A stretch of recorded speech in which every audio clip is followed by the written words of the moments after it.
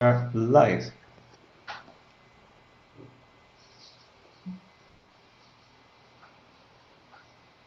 Hello, everyone.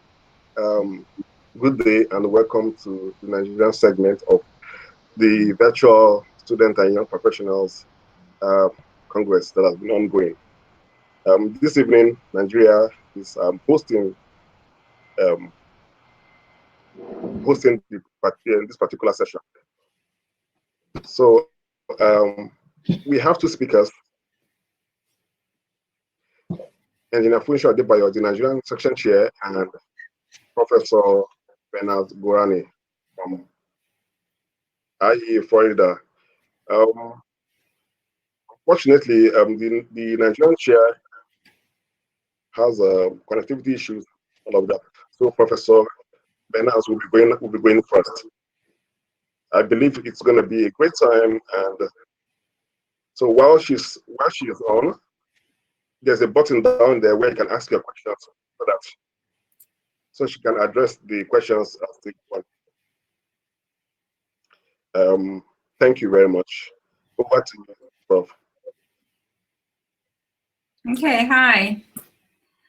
So thank you so much for inviting me. So it's great to be part of this important event. So is there sound? Yes, there is sound. So I'm kind of distracted by the questions I see on this side. So I'm going to try to answer the questions as we go. So my name is Behnaz Ghoraani. I'm honored to be a guest speaker of the IEEE Nigeria section Young Professionals. Today, I'm going to talk a little bit about myself, my career path, and my involvement with IEEE. And then after that, I'm going to talk about my research and the work that I do. So let me share my screen, and then we go from there. Okay.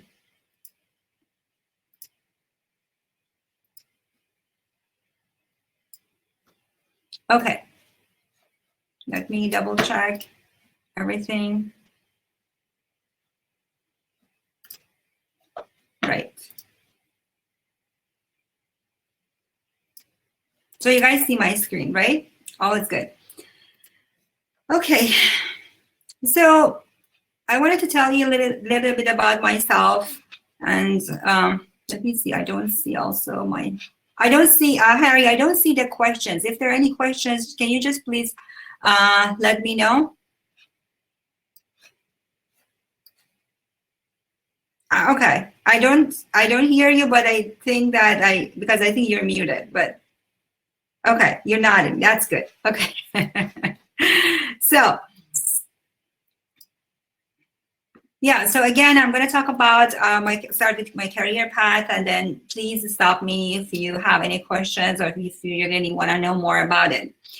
I'll be happy to elaborate. So I started, with my bachelor in science in electrical computer engineering. And then after that, I, actually during last year, my bachelor, I did an internship, in a kind of in a company that they did more research type of projects. So that actually helped me to learn how to design, equipment and pieces that were needed for the research that they were doing in the in their company. So so that's kind of how my involvement started. So I have some picture of what I designed during my my internship. Actually, that's the first thing I designed.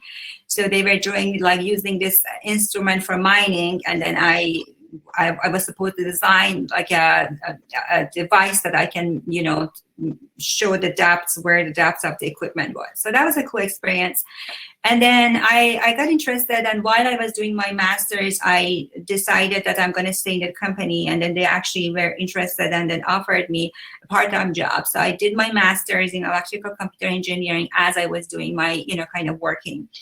Then after that, I started my PhD in electrical computer engineering.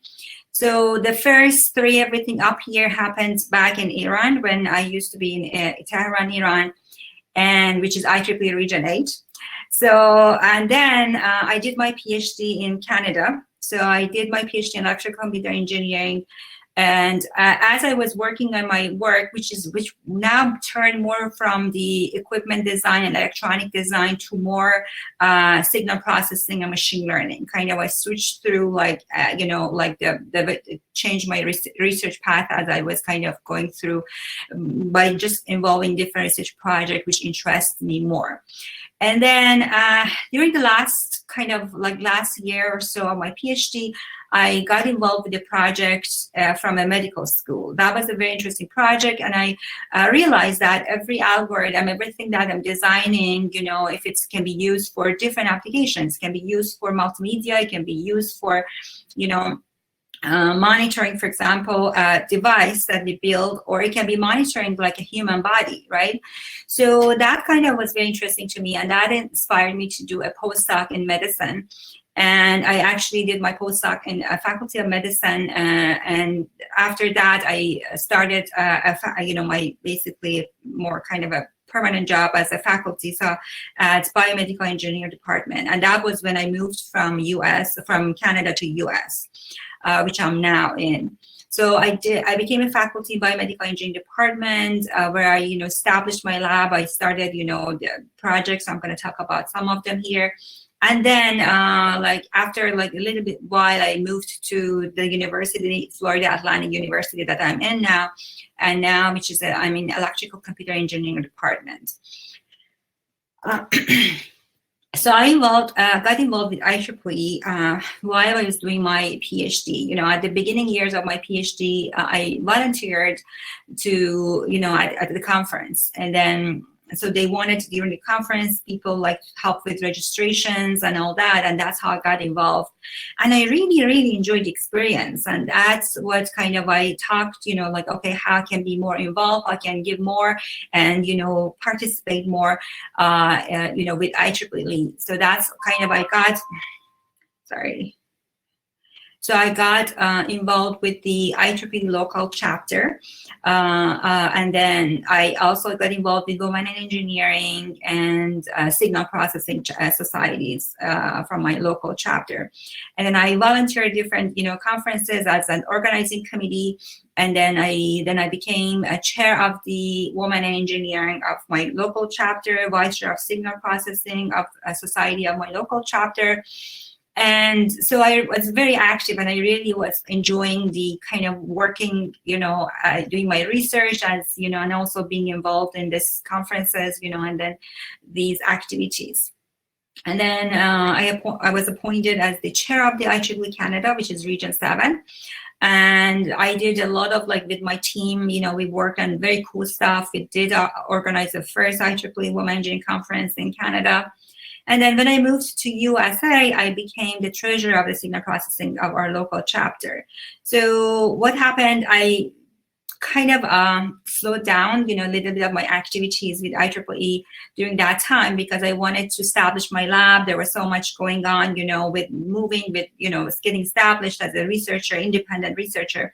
So, but I still kept my involvement, as, with the local chapter, again, in the new city.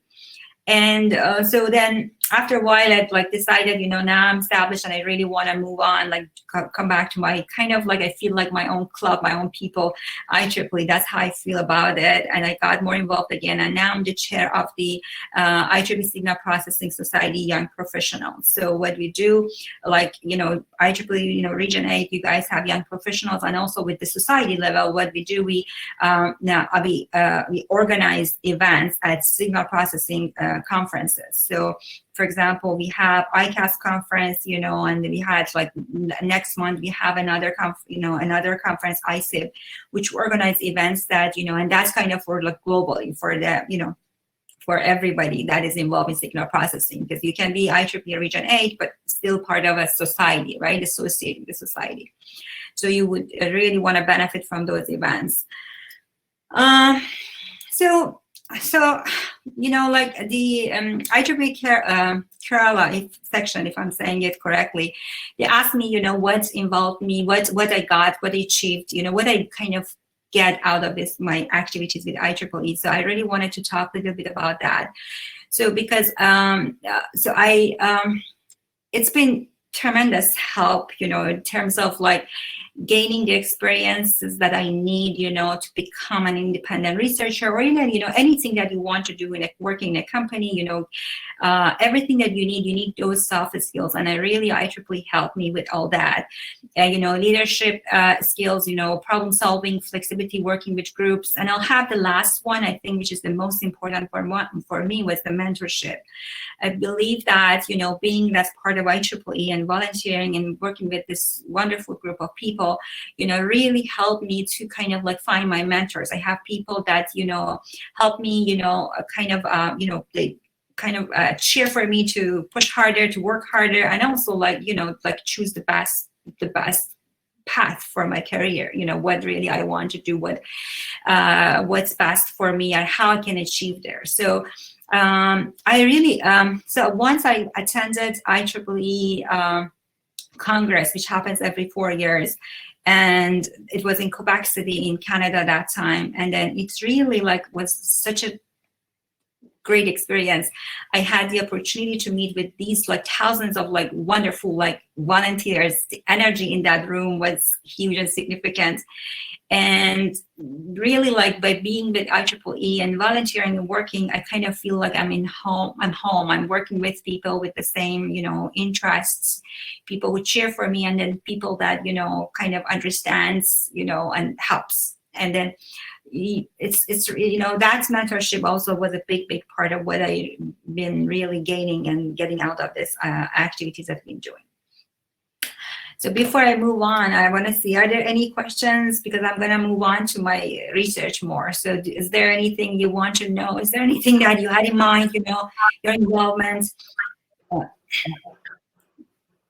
Anything that you want to discuss, I'll be happy. But I wanted to just share my journey with you guys and, you know, experiences that I had. And kind of if you are, you know, could be a student, you can be like young professional, like at different stages of your career. But again, think that, you know, how, you know, to expedite my path and how to make sure that I'm going in the right path, and then how getting the help that you deserve. I think that mentorship component that you get a part of IEEE is, you know, is really helpful.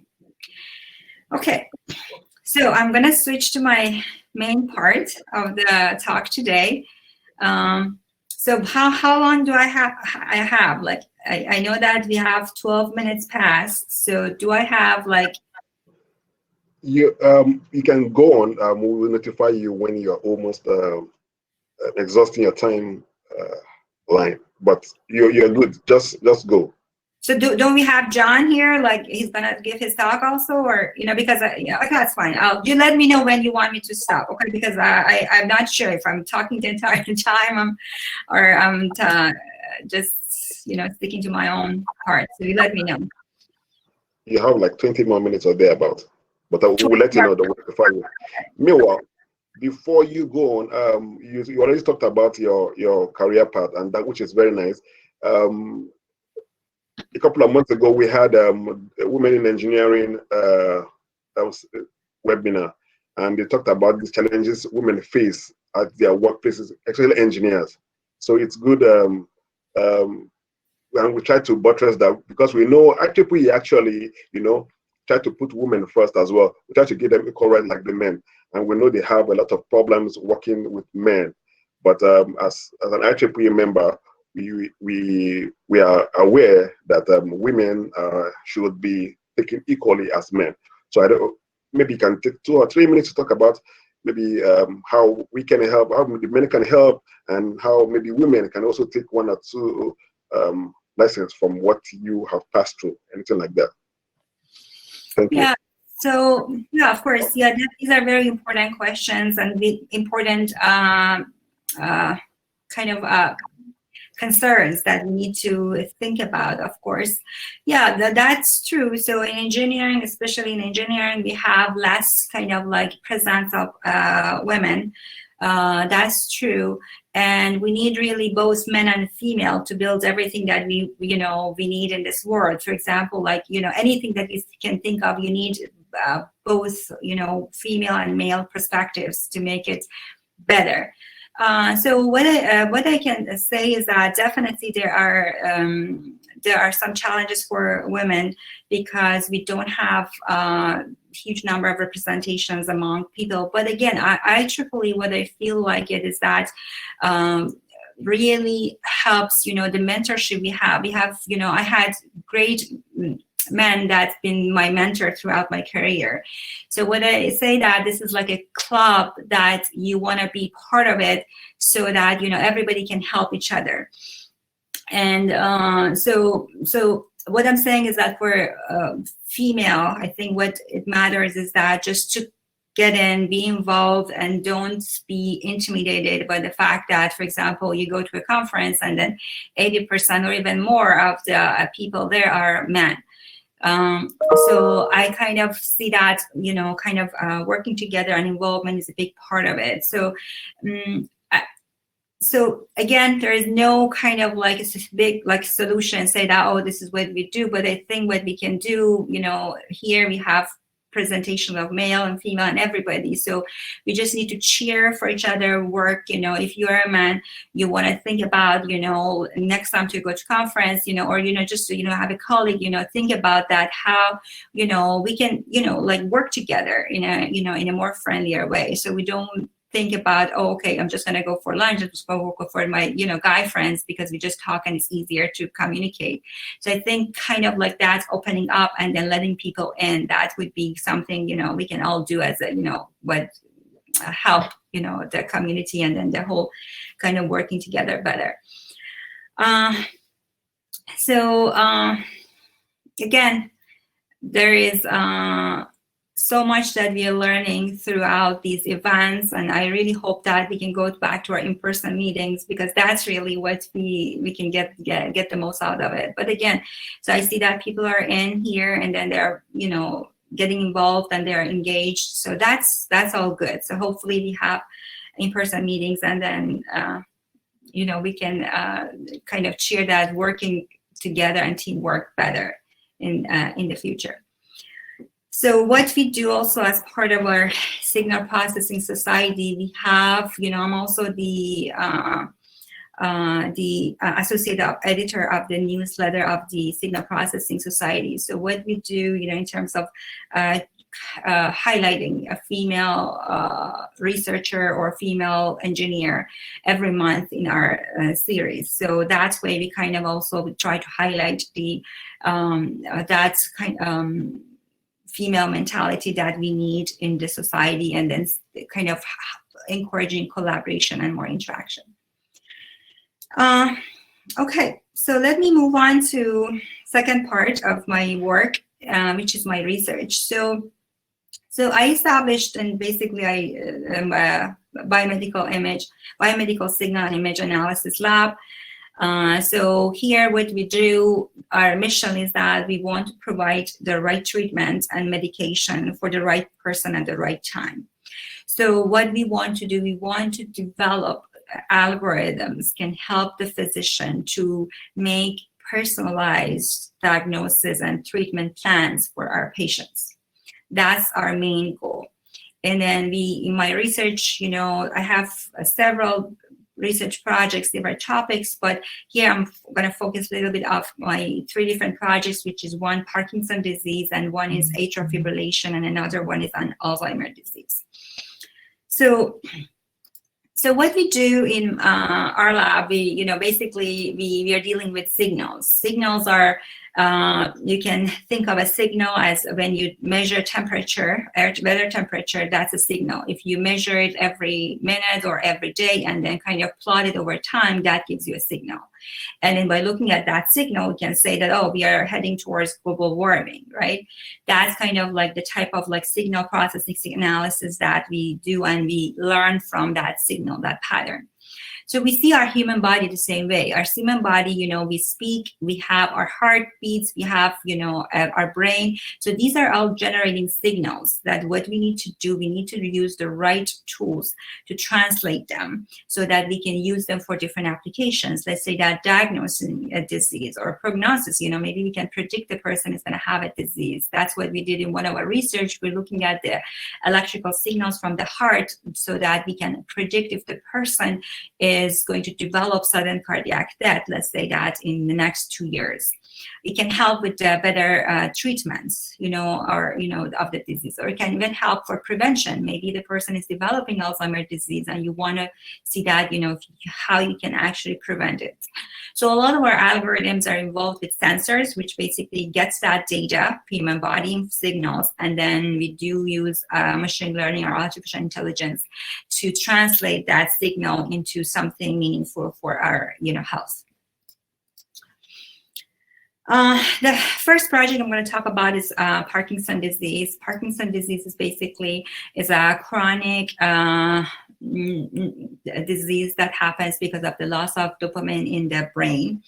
As a result, you may see that the patients may have these motor function problem. For example, they may have hand shaking, they may have slow movements, or, you know, these are all the different side effects of the so kind of like symptoms of the disease. Or they may have, you know, some problems with their facial expressions, or they may have drooling, difficulty swallowing, so they may have problem with their balance and walking, and also they may have some problems with, you know, memory loss and dementia and anxiety and depression.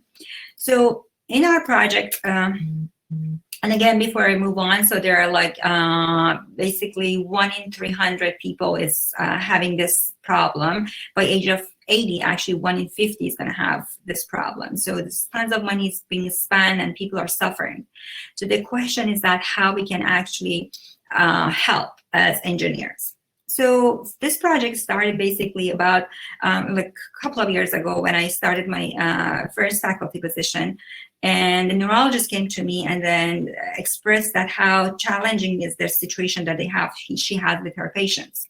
So the problem is that the patients, you know, at what they have these tremor symptoms, they may have these slow movements, you know, problems, or they may also have the side effect of their medication, which is called dyskinesia. So dyskinesia, for example, if you have some people like they have these involuntary movement, like head movement, something, you know, or, you know, they have their hand moves like this, that's called dyskinetic movement, which is basically the side effect of medication. So this neurologist, like they have a tremendous problem with having the right medication, an effective and appropriate medication plan for a patient, so that they can actually balance the problem with the with the disease, and then the balance with the side effect of the disease. So what is that the right medication plan? And the thing is that this pattern of these symptoms and these motor complications can vary from one patient to another patient. It can change during the day, and it can change differently for one person to the other person. So what we are so the current way that they were doing it, they would just do clinical examination, which just tells them how the patient feels at that moment, not how the patient feels throughout the day, or, you know, like day-to-day life. And then they may just ask questions, okay, from the patients, which is like, how did you feel like? And it really suffers from like, oh, does the patient, first of all, understand really the clinical symptoms? Did the patient remembers the whole problem correctly? So what we did, we are working on this system that actually, you know, we can use variables and then the right algorithms that can translate those movement patterns into a report that, you know, about the symptoms and the motor function difficulties that the physician can use to adjust the medication appropriately from the person. For example, here you can tell the person when the physician, for example, for this patient, by wearing these two sensors, one on the wrist, one on the ankle, you can tell them, for example, when the medication was working, this gray area, when the medication wasn't working, this red area, and then when there was side effect of the medication, which is this green area. And also can tell the severity of the symptoms throughout the day. So with this, which we call it clinically actionable information, the physician can make the right adjustment. So we did, to develop our algorithm, is basically and validate our algorithm, we collected data. So in our work, it's involved a lot with working with patients and collecting data. So we had patients coming to the lab for 4 hours, and then, like they come, without taking medication. So we see how their movements are when, before taking medication. And then we make, clinical assessments every 4 hours. So during this, we kind of make sure that we have data from the subjects that, they were in all different kind of different status of their disease. And also we ask them to do different tasks. For example, we ask them to do like activities of daily living. For example, we ask them to do like brush their teeth, or, kind of unfold, clothes, or, open up grocery bag.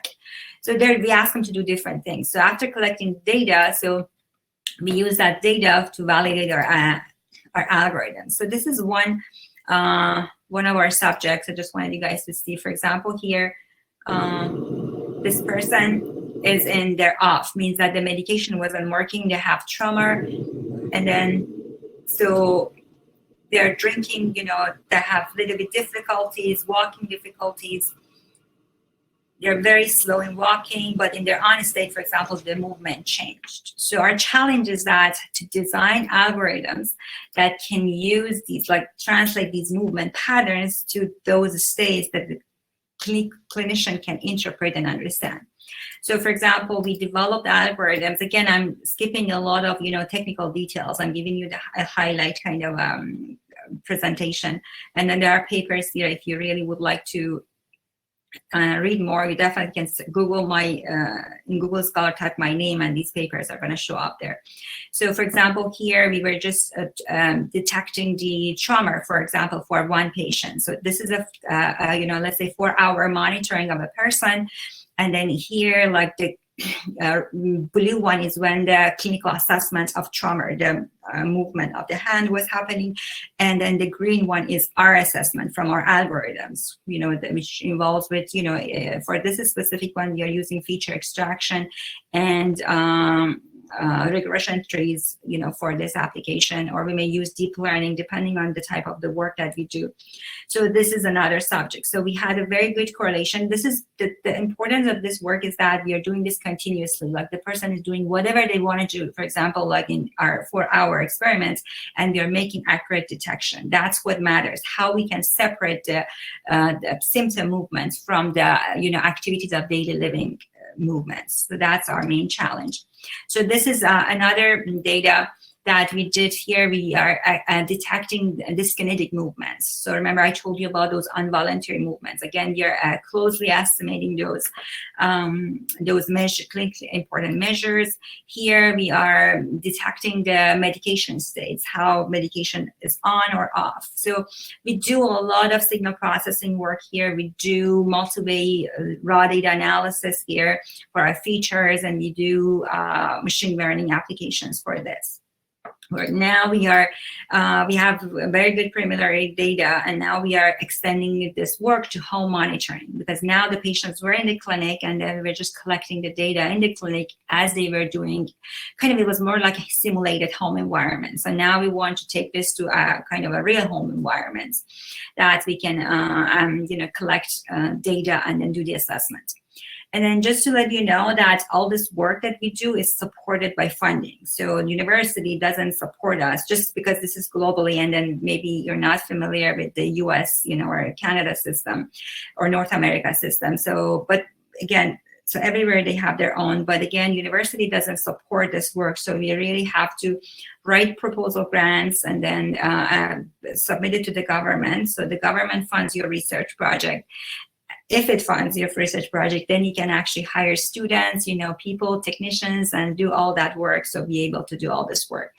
So right now, actually, if I'm working on a proposal that is due in 2 weeks, that we can continue the work and take it to the next level. Are there any questions about the Parkinson question?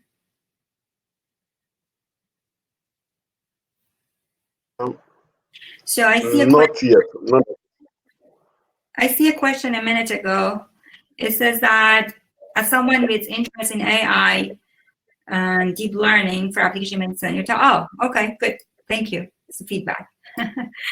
So the next project was with the management of atrial fibrillation.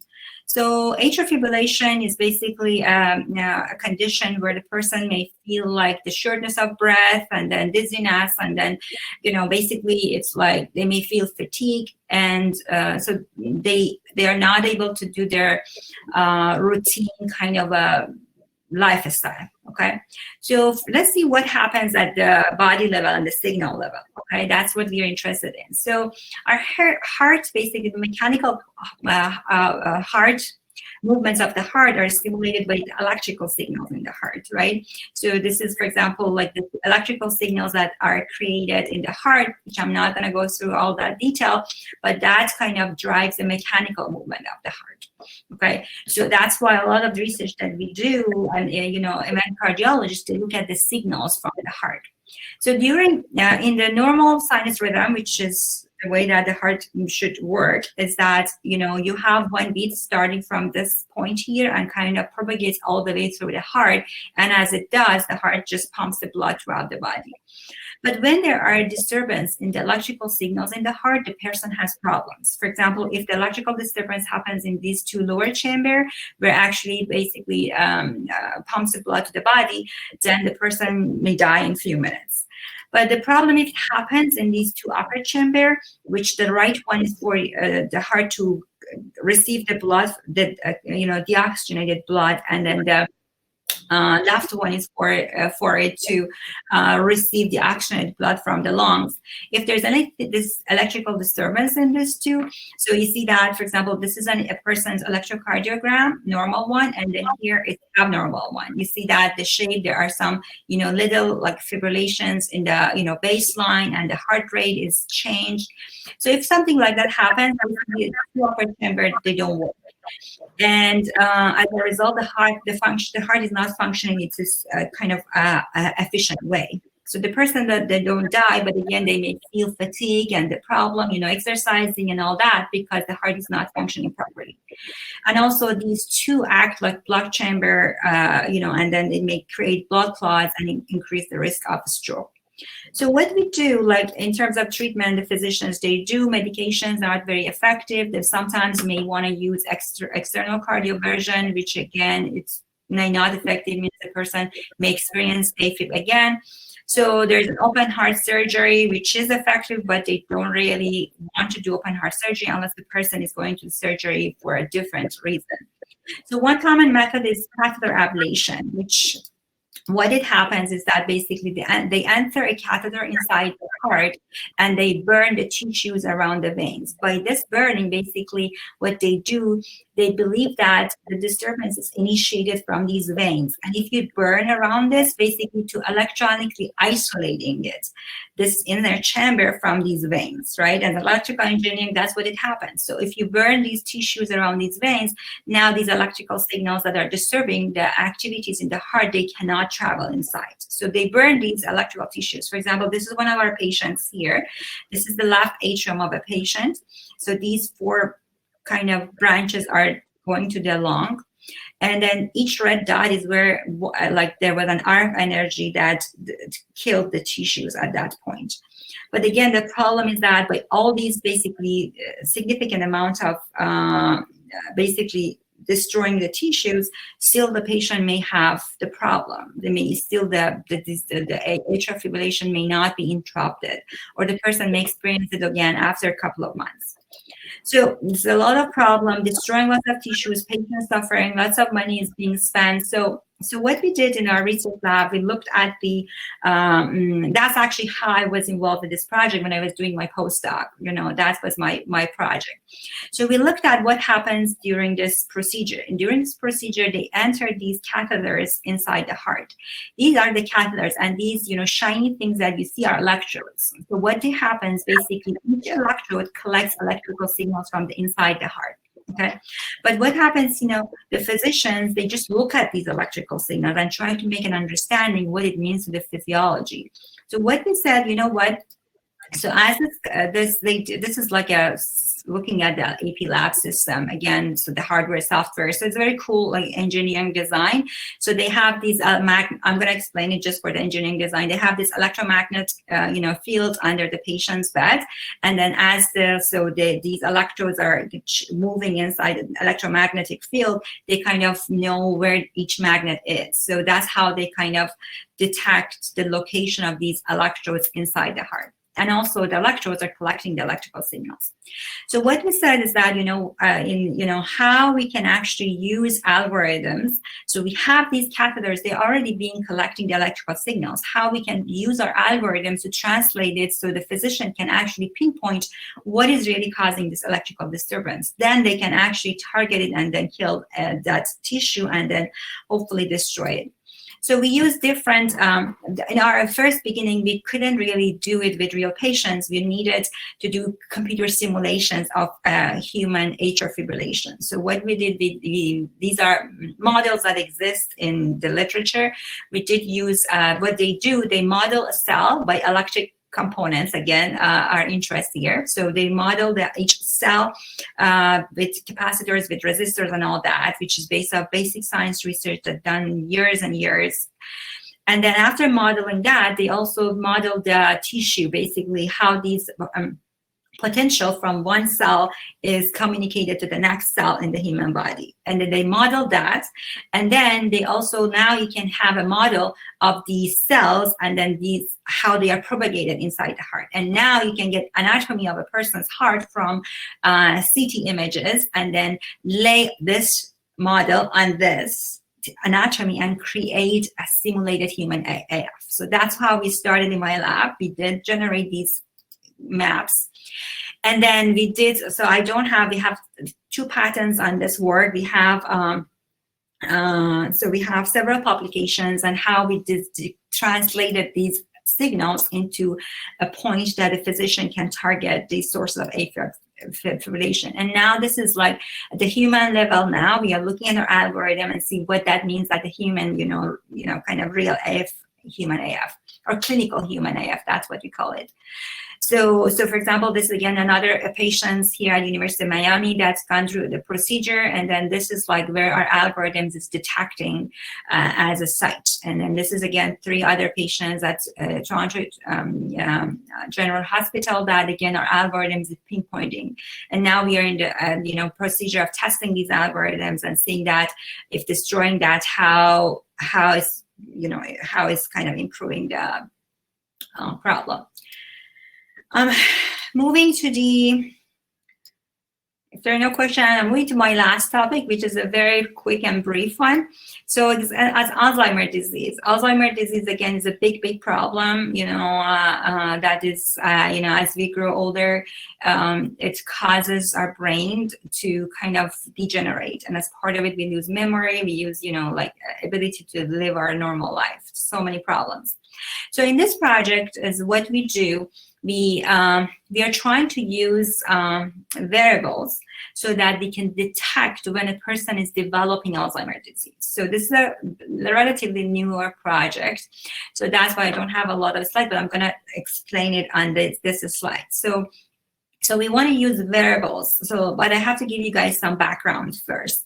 So one of the methods, this is our gate lab here at our university. So we have a mat here, which is a pressure mat. And this mat is connected to a computer system.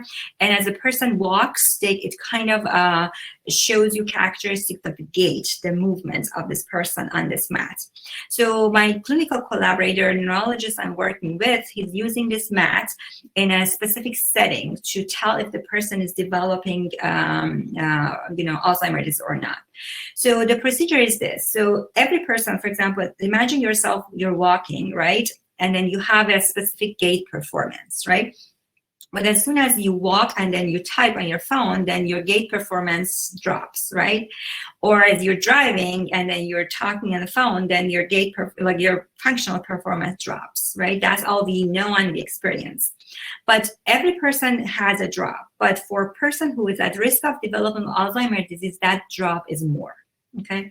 So what they do here, they have the person walk on this mat normally, and then they have the person walking this mat, and then they say alphabets, let's say sing alphabets, or then they want them to walk here and count backwards. So what they do, they have normal walking pattern, and they have walking pattern and a cognitive load, which can be the singing the alphabets or counting backwards, and then they look at this drop.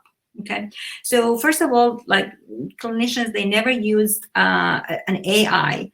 So what they do, they say, oh, this performance, gait performance, for example, the step length has significant drop. They do more statistical analysis. They don't have like an action saying that, oh, this person has, for example, high risk of developing dementia. So what we did in first work, which is under review, and what we use AI on the data that we get from this mat, and then we make that prediction for the person. So that's one type of work that we are working. And also we have the person variables, these watches, we place them on different places of the body for now, because we are kind of learning, see which place is the best place to monitor these people, a person that's walking. And then what we do first, we are mapping the gait characteristics that we are getting from these variables to this gold standard, which is a mat, and it's a pressure mat. It accurately tells you exactly how the gait performance is. So we are working on that translation, basically we don't need the mat anymore. You just can do everything the physician does using these variables. So that's one study we are working on right now.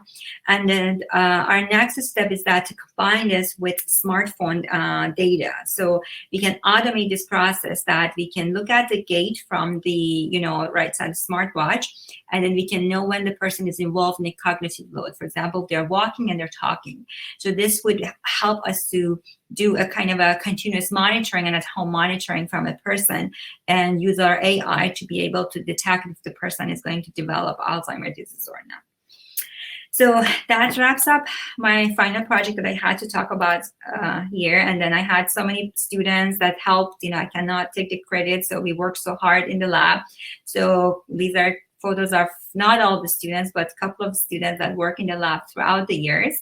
And of course, I work closely with my clinical collaborators. I'm an engineer, and I have to work with my clinical collaborators. Sometimes the problem starts even from them. They come to me with a problem, and then we think how we can, improve, the problem, basically come up with engineering solutions for their problem.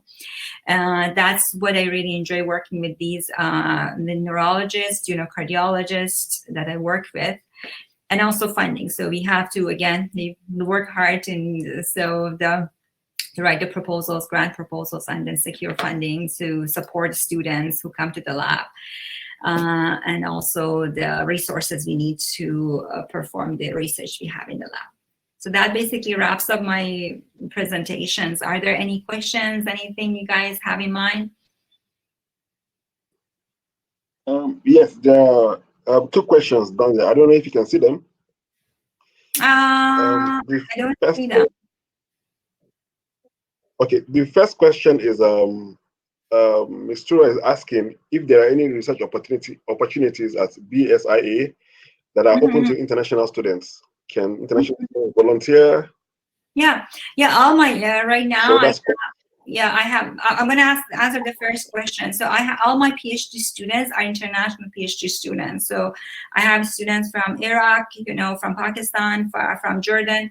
So they are all over the world. And then, so the best usually is that I encourage, even if you go to my research website, I encourage people to send me their CV, and then inquire about, a research opportunity. I just recruited 2 new PhD students in my lab, but again, it can be opportunities for next spring. So yeah, I always encourage students to apply. And then if there's an opportunity at the moment, we can move on. If not, I can keep the student in mind. Maybe a research grant gets funded and gets funding, and I can sponsor more students. All right. The second question. Okay. Engineer Abdul Latif says that the breakthrough has it been patented? This particular research and work, has it patented yet? Are there what? Patented yet? Yes. Is it patented yet? So you're asking if there has been, I have a patent on these research projects? Yes, that is what he asked. Yeah. So I have patent on my cardiac research project that I told you guys. I haven't patented the other ideas yet. Okay. Kim asks that, did you face any difficulties transitioning from engineering to medicine? If so, how did you cope with it? Yeah, so I really enjoyed the application of engineering tools in healthcare. You know, I really, I kind of like, I got connected, like, oh, this is really what I enjoy to do. I think if you have that, you know, and then it's, again, you need to learn. There's so many challenges if you think about it, you know, in addition to the opportunities. So first of all, you need to understand both, you know your engineering language, but you need to understand a physician's, you know, language too, right? So, and being able to interpret and then kind of express, you know, your engineering content to a non-engineer person. And then doctors, you know, physicians, they're very smart people, and that's what I noticed working with them. They're very smart people. They get the idea, but again, having that patience to be able to be liaison between the two kind of engineering and clinician. And then I'm not, again, a clinical doctor. So sometimes people ask me when I give a research talk, they tell me, oh, I have AFib. Can I just talk about that? Can I do that? Should I do that? I'm not a physician, but I know as an engineer, know enough to understand what is creating that signals, what are the differences, what's causing that. So you need some patience to understand the problem, you know, from an engineering perspective. But again, it's not that you have to become a doctor, you know, an MD, a medical doctor, to be able to understand the problem. So also another challenge that you may have, you know, again, sometimes, you know, like, for example, a physician comes to you with a problem and then you can work together. But sometimes, you know, you have an idea and then you want to work with a physician. So finding the right kind of person to work with you can be a challenge. And it's like as a match, you know, you really have to match, you know, in so many different levels in terms of working, in terms of, you know, your research interests, you know, to be able to have a productive collaboration. Finding that clinician is also a very challenging work for us. So for example, you see a lot of engineers or computer scientists people nowadays, they run a deep learning algorithm on a data set that is on internet, you know, publicly available, and then they say, you know what, we improved accuracy from like 90% to 92.5%, right? From an engineering perspective, that's very interesting, but from a clinician, it would be just like garbage. They don't care. You really need to understand what, like, you know, what's important to them, what's important to the patient.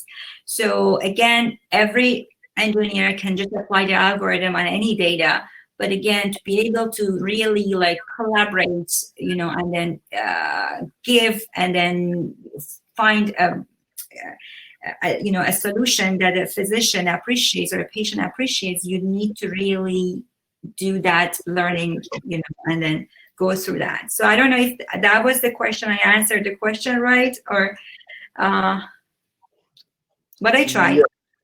Yes, you did very good. You did very well. I asked the next question. I said, aside amnesia, AD, are there other things you're working on? You're working on any other diseases you're actually working on using AI? Yeah, I work on, so on cardiac, I work on very different work. I did work on predicting sudden cardiac death, you know, and then for brain signals, we were working on, you know, we had, again, working with neurologists. So these infants, they have some abnormality in their brain function, okay? And then they know that they're gonna be underdeveloped, you know, by the time they get to 7 or 8 years old. But the thing is that the physicians or the neurologists, they don't know why this infant, you know, responds to this medication, but another infant responds to different medication. So for them it was, and then it's a very time sensitive problem and the expensive procedure treatment plan. So they really wanted to be able to find which medication is suitable for this specific person. So what we did again, we looked at the EEG signals from the brain, and we are finding the patterns that makes this infant different from the infant. But again, looking at it, it was all chaotic. It was obvious that it's not a normal development, but what are really patterns that makes treatment suitable for one infant but not suitable for another one? So that was another project we were working on. So another project that I was working on, the cochlear implants, you know, what they do. I was working with a researcher who, actually she was doing the research, but she was like trying to understand the auditory response of a brain, you know, characterize that.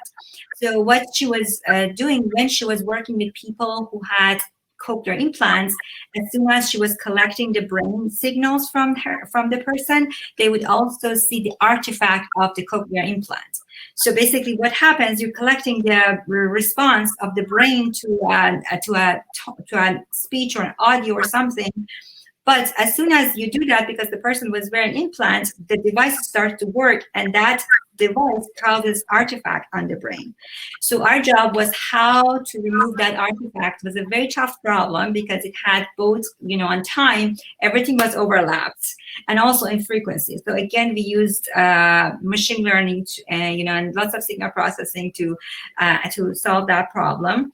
So now I'm also working on, you know, people from, you know, the psychology department. So what we are doing, we are trying to look at the brain response to, you know, like how infants, for example, are learning from robots, you know, how that's different, you know, interaction of an infant with a robot and infant with a human being. So we are trying to model that from the, you know, basically from the activities we are collecting from the human brain. And of course, you know, we are working on Corona project now, which is another kind of side projects we have right now. So that project, so what we are doing for that project is a little bit different. It's not human signals, but we are trying to do, we're looking at the movements data, you know, like from Google, from Apple, and all the movement, and we're predicting the number of cases within 2 weeks from now. So we have made very interesting you know, results basically from the movement pattern, how we can say how many cases are going to be added over the next 2 weeks. So that's another one. And then we want to know, so again, so that's, I can go on and on, but that's another side project we are working on.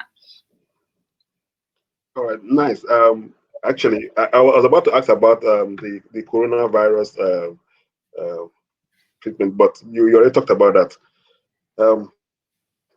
I don't think there are any more questions, but and then I think John is here. Maybe we have like a couple of more minutes. Maybe he wants to say something. Hopefully, I saw a comment from him. Yes, yes. Yeah. I think Washington John right now, engineer French right now.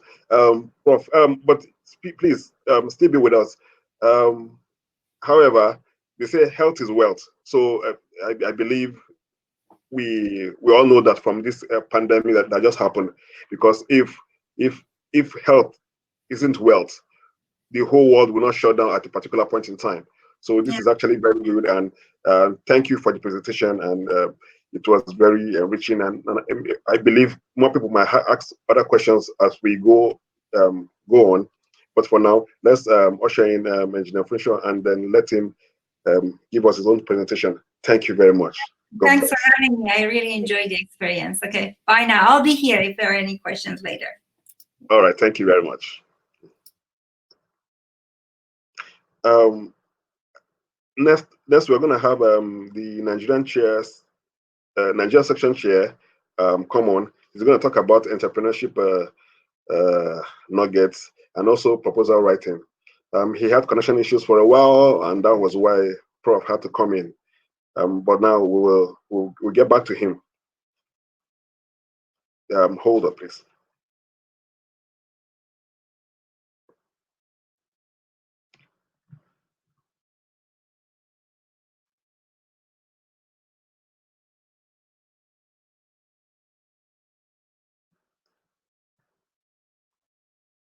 However, before he comes on, Prof said she mentioned a couple of conferences that are going to come up that has to do with machine learning and deep learning and AI in basic IEEE sensor group. However, so if you're interested in those particular conferences, you can also reach out to her or just basically Google them and then you can attend those ones. Nigeria section also has some webinars coming up as well. We will be promoting them soon. They are not ready yet, but they are in the pipeline. We are going to be seeing Doctor in a couple of weeks as well as the Nigerian section ESCOs as well.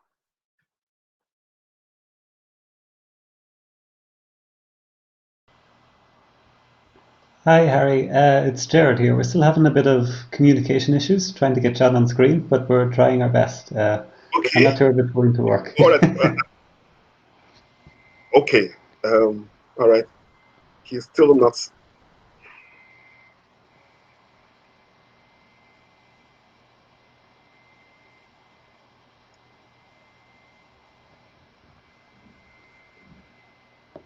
But I do know that he is down to give another talk later on in the Congress. He's down to give a workshop on Friday the 25th. Ah, there we go. Great. There we go. Okay, now,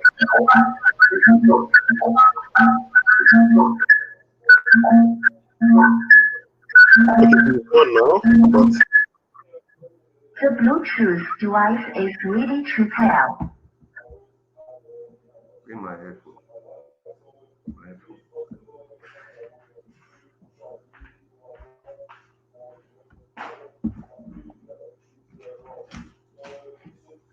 Hi.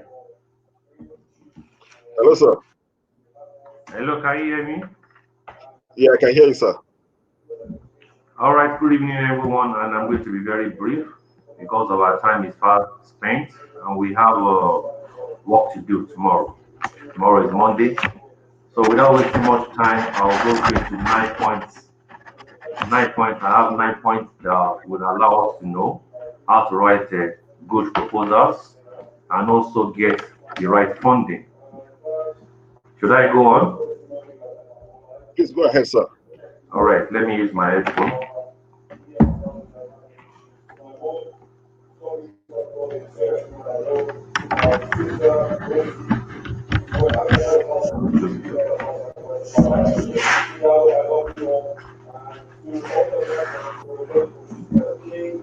Once again, good evening, everyone. And the first item for a grant is to understand the United Nations SDG goals. Now, in understanding the United Nations SDG goals, it means we need to know there are 17 of them. The 17 of them, you can Google it and then find more details. So, the first one on the United Nations SDG goals is no hunger. As you know, a hungry man is an angry man. The second United Nations SDG is no poverty. And it goes on and on and on up to number 17 that talks about partnership with all the other goals. Even if you are not hungry, you're not poor, and you have every other 16 goals, the number 17 says you can also partner with all the SDG goals. That's 1 to 16. So understanding the content of this, you will need to Google it and read each sustainable development goals one after the other. Because most of the ministries, departments, and agencies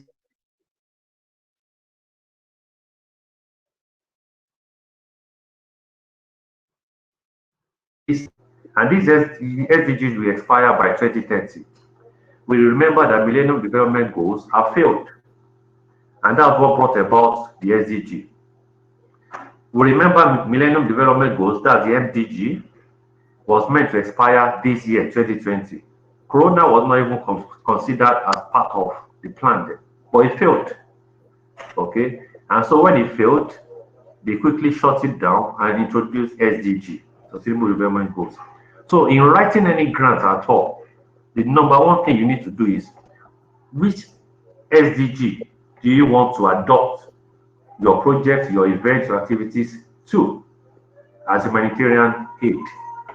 Now, when you do that, the second item is you need to understand the community of practice.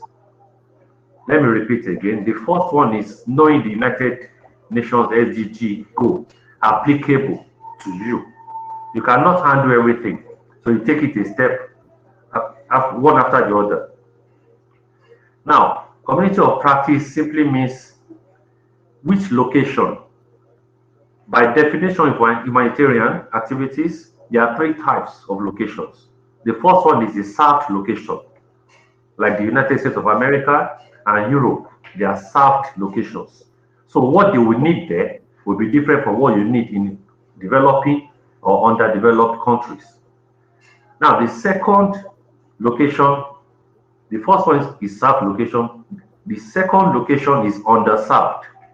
Underserved is, I don't want to mention countries again, okay? We all know underserved is 50-50. Like my house, light is not constant. Internet is not stable, so my house is underserved. Now, the unserved are those people that are not connected to the grid network at all. Talking about power. Those that don't even have light, any basic amenity, no light, no water, no education, nothing at all. Sorry. Those are unserved locations. That is all life, where there's no life at all. Okay? Now, when you get the community of practice that you need to execute your project into, then you will need to now go to the community leaders and have a discussion with them, because they need to accept what you're bringing to them as an event or as a project. You need their permission before you can do such. Because at the end of the day, they might say, oh, it's our government that gave us this project. Oh, we didn't even invite you. Why did you bring the project to us? Okay. Oh, the money is not sufficient, so go and bring more money. But in communities of practice, execution of events and activities and projects, if you get the buy-in of the community before you start the project, you get the approval verbally. So when they see your own efforts, they bring the other effort to complement yours. When they don't see your efforts, they will let you sweep their backyard by yourself, and then you're on your own if everything fails. And they will believe on just the money you are bringing to them without adding any value to it. No support, and even if you need any other thing, they will charge you for it because they don't belong in the partnership. So it's very important. Number three, because of our time, is feasibility studies. When you pick the United Nations SDG you want to execute and you engage the community, you have started feasibility studies already. But they will isolate a location for you or the venue of your event or any other resources you need, and they will tell you, this is what we can provide, this is what we have on ground, this is what you need to bring. So that brings up feasibility studies. You will now check this location for this humanitarian project. Is it viable? Is it sustainable for me to put this project here? Because the project is meant to be a sustainable development project. So feasibility studies allows you to do a lot to understand that the project is not going to just disappear. Security has to be in your feasibility studies. Weather condition has to be in your feasibility studies. Okay, amongst other things. Okay, because every project has different components for feasibility studies. Number four is market survey. You need to look at the costing of every component that you're going to use to implement your event or your project. And you compare the prices globally with what is obtainable. And you look at the closest market to you to get the spare parts if it's a project. If it's an event, you get the closest resource persons to you. Since IEEE says no traveling. So it means if you're looking for events, you should use resource persons within your location, within community or practice, or within the state. Now, so that will give you how much you align it on the budget side of the market survey, and then you'll be able to move forward. Now, number 5 is the workforce. Workforce simply means how many people will be part of your team. Either virtually, because COVID-19 has brought virtual partnership and collaborations now, or physically. And your workforce needs to integrate the personal protective equipment, PPEs, to avoid the spread of the virus. So your workforce needs to be trained on that particular SDG you have selected, without which they will not have an orientation, they will not have a direction. They'll be, as one is lifting the pole, the other one is digging the ground. Meanwhile, you have to do a teamwork to execute the successful project or event. So teamwork comes into play of training for the workforce. And usually, one of the conditions is IEEE members must be involved, no matter how small in number. Simply because the review committee that will be set up will comprise of IEEE members to make sure that the funding provided for your project was actually used for the project, based on the market survey component you have done. Then the workforce needs to know that there is a portal. That's IEEE volunteers needs to know that there is a portal, okay, where you submit all your details and update accordingly. Thank God the YP chair and the secretary, they had a successful deployment, and congratulations to the IEEE generally, because their project helped us, assisted the just concluded election in Edo State, whose results are out. So, Independent National Electoral Commission, that's INEC Nigeria, they appreciate that support. So, YP chair, kudos to your team. And before I go on, I would like to recognize the presence of the vice chair of the YP. I know my honorable secretary is around. I want to recognize Prof. Gerard and everybody organizing this. Now, implementation. Implementation doesn't necessarily mean only IEEE or even your workforce in that location.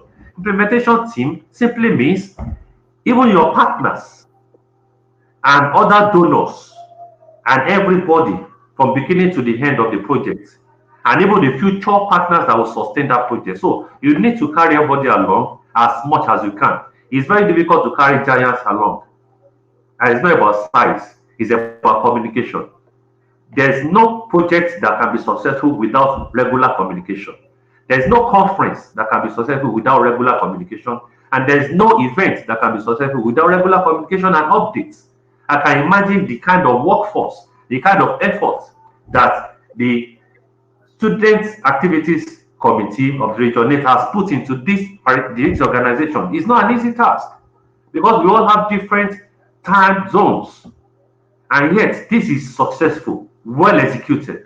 So this is how teamwork helps you to implement the SDG.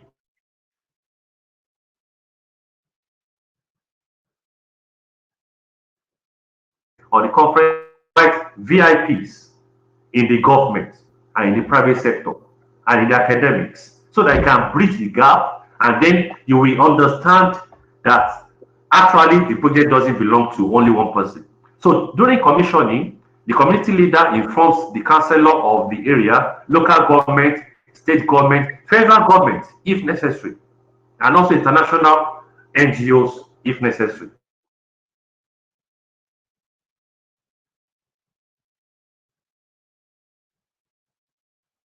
So commissioning is like saying IEEE Regional R8vSYP Congress soon.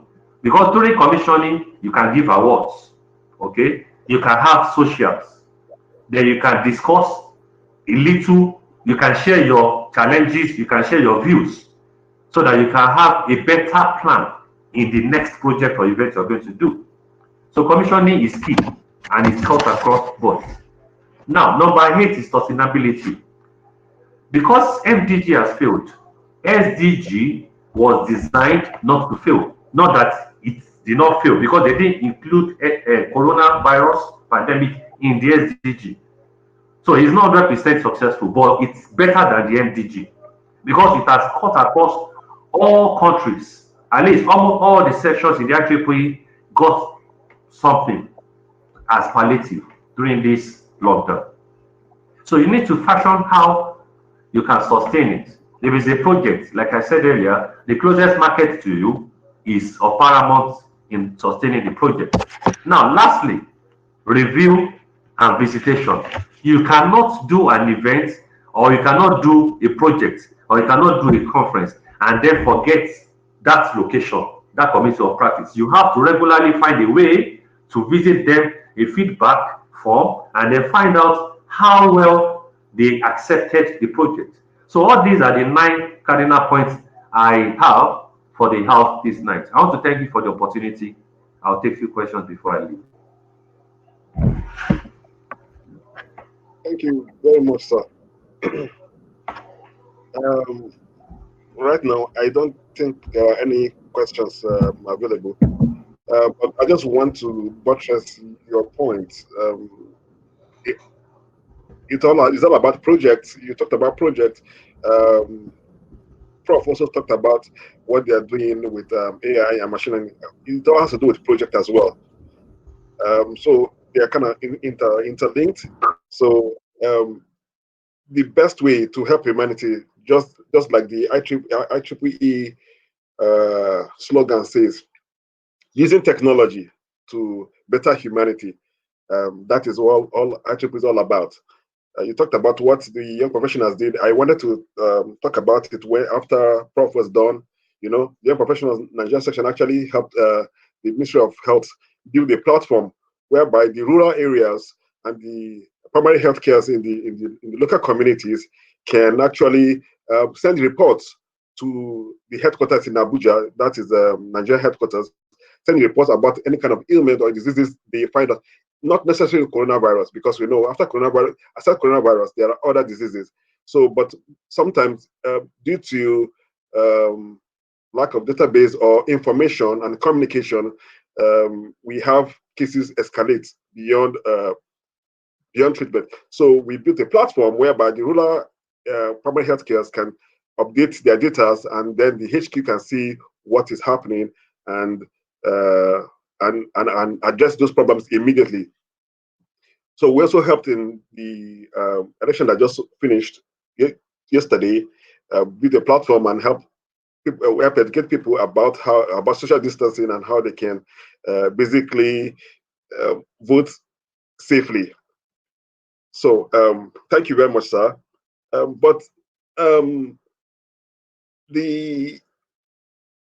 You talked about unserved and underserved. We talked about unserved and served, but you didn't talk about underserved. Is Nigeria part of, okay, let's say Africa, most part of Africa, is it part of the underserved community?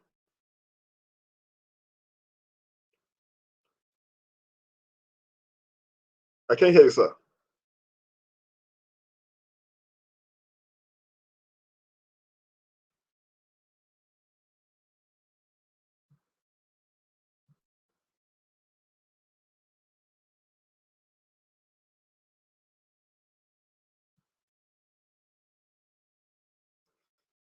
You happen to be muted, sir?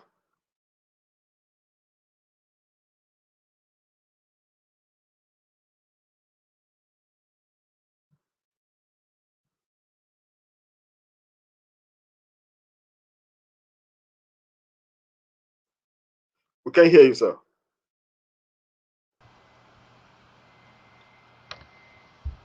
Okay. Hi, sorry, Jared again. If you try and move your arrow over the over your video stream, there should be like a microphone button that shows up. Yes, if you could on click top. on that, maybe it might work. But I don't know. We were having a little bit of audio issues earlier today as well, so I'm not sure if it will help. Okay, but you can hear me, right? Yes, sir. We can hear you. Move your arrow above your.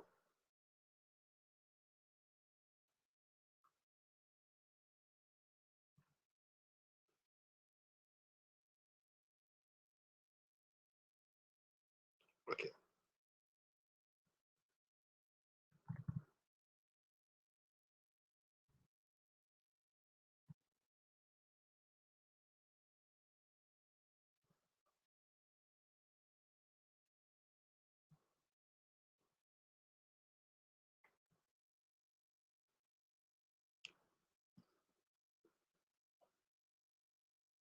The chair is actually having a bit of audio issues, but he's typing out the answer. He says that they are being careful about to mention names about the underserved and unserved. I think maybe I think it's a sensitive issue, which I can understand, but it's fine. Okay, to avoid conflict of interest, he says, which is nice, which is fine. So basically, I believe we all heard what he had to say about helping out humanity in your local community. Check out, look for what they need, work towards it, and then try to address it. Just like Prof said earlier on, they are working on a couple of diseases and AD in particular, and how they are addressing it using technology, which is all IEEE is all about. So Chair talked about how we can use wherever you are, we can also use the technology provided by IEEE to address the problems you have in your community. So we, as an IEEE member or a non-member as well, you can always apply for grants. Prof also talked about grants as well. They also get grants for the work they do and all of that. So we should all, like the IEEE Nigeria Young Professional Section, we got grants from Humanitarian Activity Committee for the platform we built, and of which, like when we did hand over to the Federal Ministry of Health, they urged us, they asked us to continue the partnership with them, because the people are working in different areas to help them out. But that particular area was unattended to. We moved in there and tried to help them to get data from rural areas and local areas, from rural areas basically, and which they were very grateful for. So we all have different needs to our different communities. So we should try to look forward, we should look inwards and see where we can help. As IEEE members, we should try to see what we can use technology for. After all, that is the aim of being a member of IEEE. I don't know if there are any more questions for any of the speakers. So we'll take it up from there.